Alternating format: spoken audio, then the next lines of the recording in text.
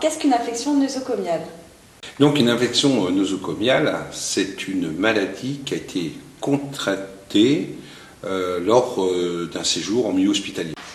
Exemple, vous avez une intervention à faire en milieu hospitalier, vous rentrez à l'hôpital et quelques jours plus tard vous en sortez et vous subissez une infection qui n'a rien à voir avec l'intervention. Donc c'est une contamination externe autre par rapport à l'intervention. Donc ça s'appelle une infection nosocomiale. Quel est l'état actuel de la santé dans ce domaine en France? Alors il est vrai que depuis 30 ans que je travaille dans ce domaine qu'est l'hygiène en milieu hospitalier, il y a eu une évolution qui a été assez importante, mais il y a encore du travail à faire. Aujourd'hui, elle est, on peut dire, assez satisfaisante. Mais le problème, c'est qu'au cours des années, les effectifs évoluent, les gens changent, et bien évidemment, on prend les mauvaises habitudes. Donc il y a encore un énorme travail à faire dans ce domaine.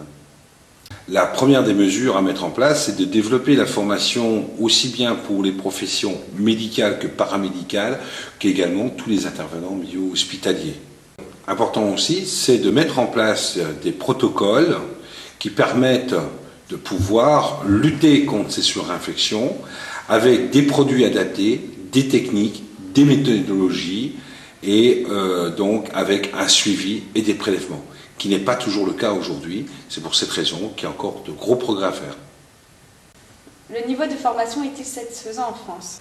Actuellement, on peut dire qu'on a un niveau de formation qui est satisfaisant, mais qui laisse encore une grande marge de manœuvre à faire. Je préconise beaucoup de développer la formation en France et encore de grands progrès à faire.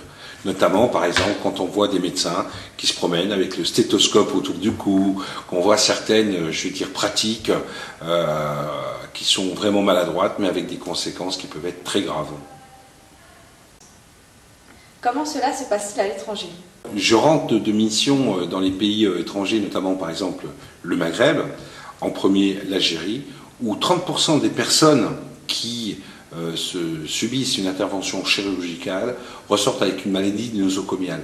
Donc il y a un énorme travail à faire. C'est pour cette raison qu'on est en train de travailler pour la mise en place de certains protocoles de formation pour lutter contre ces infections nosocomiales en s'inspirant de ce qui est fait en France et en Europe et notamment sur les pays nordiques qui ont de très très bons résultats.